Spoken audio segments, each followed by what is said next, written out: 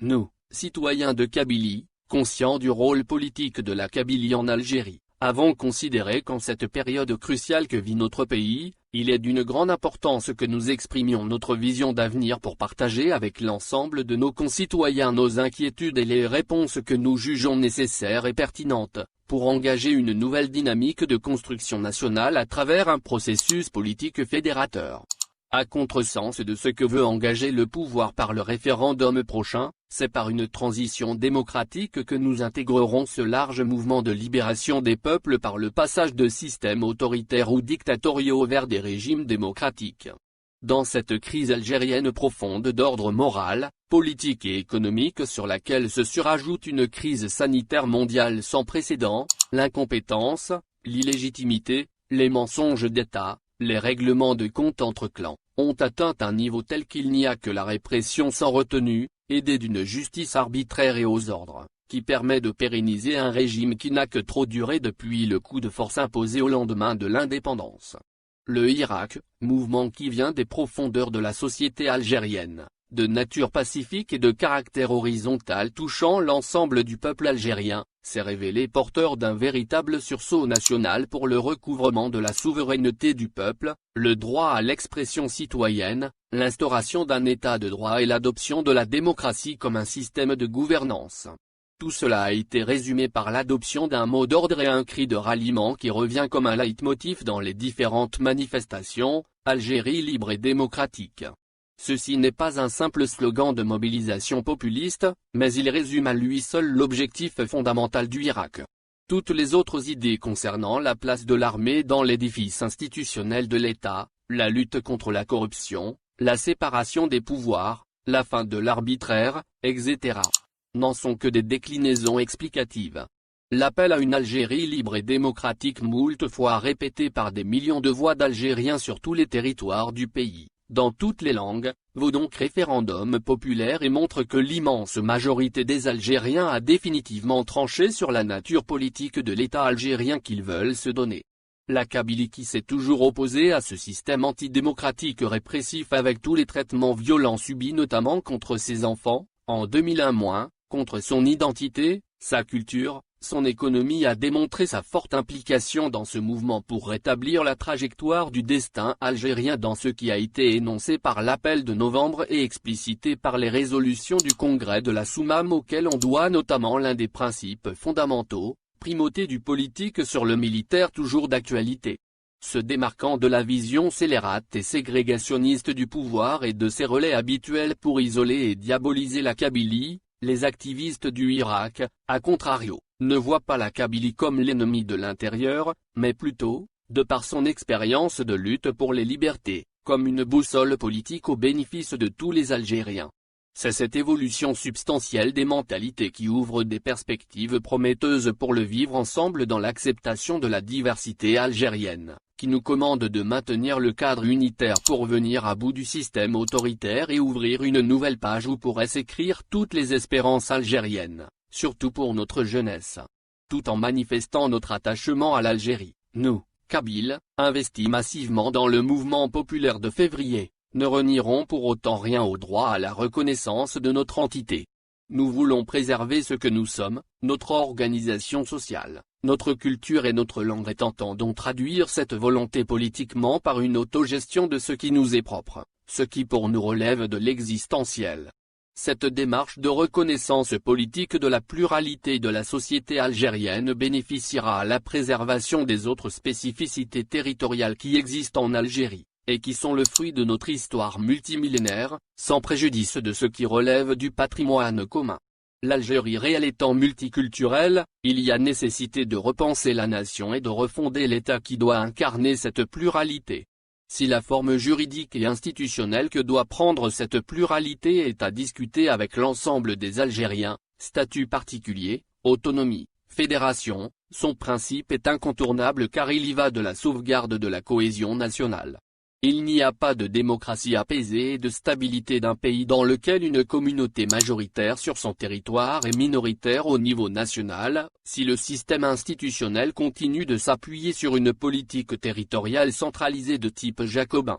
L'unique voie pour renforcer les liens entre Algériens et arriver à une véritable unité nationale harmonieuse devrait être recherchée plutôt dans la construction d'un pacte citoyen qui puisse consacrer l'égale dignité et le respect en droit pour les différentes expressions culturelles, linguistiques et identitaires en Algérie. L'unité nationale est, en revanche, mise à mal par la politique hégémonique menée par le pouvoir. Même s'il a concédé quelques acquis constitutionnels sur l'identité et la langue amazigh, du reste historiquement fondés, dans les faits c'est tout le contraire qu'on a constaté et subi par la répression et la criminalisation du port du drapeau amazigh. Atteinte qui a valu, récemment, une condamnation pour atteinte aux droits culturels de l'Algérie officielle par l'ONU. L'unité nationale a été dangereusement mise à mal par l'impunité dont bénéficient les auteurs d'un discours ouvertement raciste, demeuré impuni, et qui a atteint son paroxysme par la tolérance d'un regroupement appelé Opération Zéro Kabyle à l'objectif clairement génocidaire.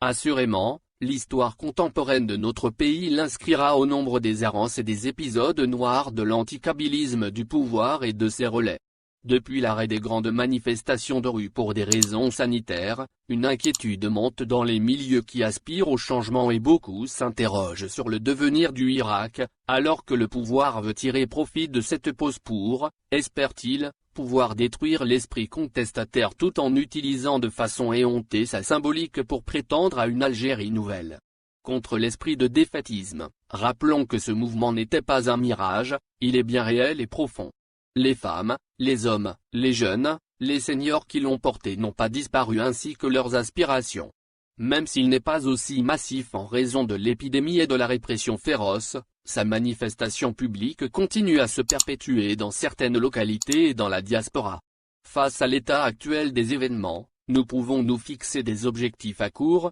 moyen et long terme. L'objectif immédiat est d'organiser la solidarité avec les détenus politiques victimes d'une répression de plus en plus acharnée contre toute forme d'expression en violation de toutes les lois en vigueur. Le référendum prévu ce 1er novembre doit être l'occasion pour exprimer notre réprobation, d'une part en raison de la date choisie, date symbolique fondatrice forte de l'histoire algérienne, laquelle ne doit jamais être associée à un quelconque événement, fût-il vertueux, et, d'autre part, pour exprimer notre rejet, sans équivoque, de la démarche politique actuelle. La Constitution étant le fondement du contrat social entre les membres d'une nation, le mouvement populaire de février aurait été, par essence même, la matrice d'une telle élaboration constituante. Cette Constitution décidée en dehors du peuple, qui la considère d'ores et déjà comme un non-événement, est destinée encore une fois à servir d'assise juridique à un régime autoritaire militarisé avec une façade civile.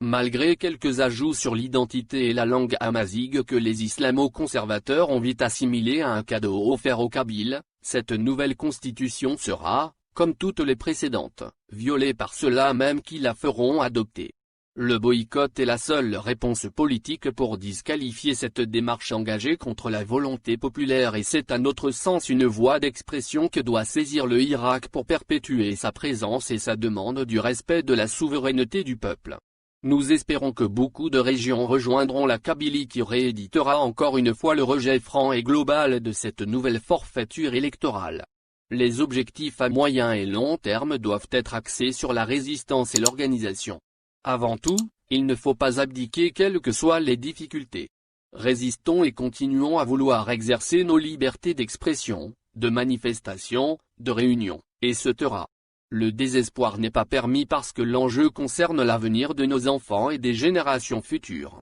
Bien évidemment, l'organisation est primordiale pour porter un projet politique démocratique. Créons des espaces de débat pour permettre l'élaboration d'un tel projet porté par l'esprit du Irak. Inspirons-nous du congrès de la Soumam, de son organisation territoriale et de son projet politique pour l'indépendance de l'Algérie et prenons exemple de ce qu'ont été les réussites de démocratisation dans le monde. L'Algérie est un vaste pays avec des zones géographiques très différentes, des réalités culturelles, linguistiques et sociales diverses. Dès lors, il est impossible, pour l'heure, qu'une organisation centralisée, verticale, aussi volontaire soit-elle, puisse appréhender la complexité de la diversité algérienne, laquelle doit par ailleurs être considérée comme un atout et une véritable richesse. C'est pourquoi, il est important que les militants des Irak locaux, de tous les territoires algériens, intéressés par cette démarche, songent à se regrouper dans les formes qui correspondent aux réalités de leur terrain d'expression et de lutte en y associant les organisations de la société civile. Nous avions, pour notre part, fait appel à une conférence régionale en Kabylie retardée en raison de la répression et de l'emprisonnement des militants. Cette conférence sera l'occasion d'approfondir ce qui est énoncé dans cet appel. C'est ainsi que nous reconstruirons l'Algérie démocratiquement par la base et que nous nous agrégerons par la suite pour former une force populaire, un front démocratique pour imposer une conférence nationale qui déterminera les préalables démocratiques, avec l'implication inclusive de l'armée pour leur sauvegarde, comme c'est le cas de toutes les expériences de transition démocratique dans le monde, avant d'aller vers une assemblée constituante. Nous proposons aux Irak locaux deux axes de travail sur le projet politique qui nous paraissent essentiels, la question démocratique et la question nationale. Nous attendons avec grand intérêt les réflexions et contributions de nos compatriotes sur ces sujets primordiaux.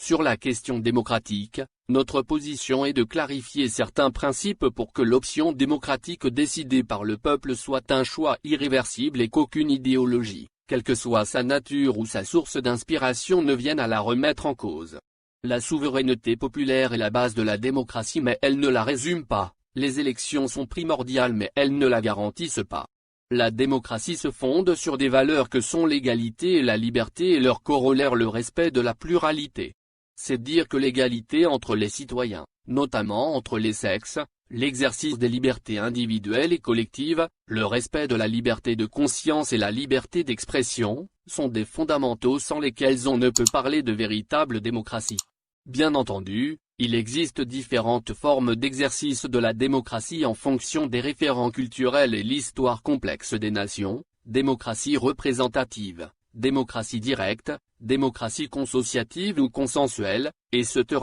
Mais elle se fonde toujours sur ces valeurs qui font d'ailleurs l'objet de luttes continuelles pour les sauvegarder, y compris dans les démocraties les plus avancées. Le travail sur la sécularisation, avec la séparation du champ politique et du champ religieux, incontournable en démocratie, doit être mené, en raison de sa grande sensibilité, avec pédagogie et intelligence compte tenu des pesanteurs culturelles et des appréhensions religieuses. L'état civil, tel que revendiqué par le Irak, doit être inclusif, basé sur l'égalité citoyenne, quelles que soient les convictions religieuses ou philosophiques. Il est encourageant de voir dans le monde des pays majoritairement musulmans entamer, à l'exemple du Soudan, les chemins vers la sécularisation, seule solution pour la paix civile et le vivre ensemble. Rappelons également l'importance dans cette phase historique de la sortie définitivement de la conception néo-patrimoniale qui fait des institutions de l'État un moyen de régence et de domination de la société. En plus de ces questions fondamentales, d'autres questions méritent d'être abordées, ne serait-ce que les questions liées au développement, à l'économie, à la justice sociale qui conditionnent fortement la conduite de la transition démocratique. Au plan économique, la paupérisation a atteint son paroxysme entraînant un nouveau cortège de chômeurs, de pauvres, de laissés pour compte, de haragas, de faillites d'entreprises. Les territoires, censés être les fers de lance pour bâtir une économie performante, compétitive et équitable, sont abandonnés à leur sort quand ils ne sont pas muselés par une démarche bureaucratique et une politique centralisée jacobine. Cette absence totale de vision et de projet économique viable, ces contre-performances, le déclin irrémédiable des réserves de change menacent la paix civile et la sécurité du pays. Il en va de même de la justice transitionnelle qui doit trouver toute sa place pour traiter dans la sérénité et la recherche de la vérité tous les crimes et faits liés à la politique depuis l'indépendance à ce jour. L'Algérie sera ce que veulent en faire ses enfants. À l'instar des militants du 1er novembre 1954, lesquels, sans moyens, n'écoutant que leur courage et leur volonté d'être libres, ont réussi à défaire une puissance mondiale, les militants du Irak armés de leurs convictions et de leur patriotisme réussiront à réaliser l'espérance d'une Algérie libre et démocratique portée par ce mouvement du peuple qui a impressionné le monde.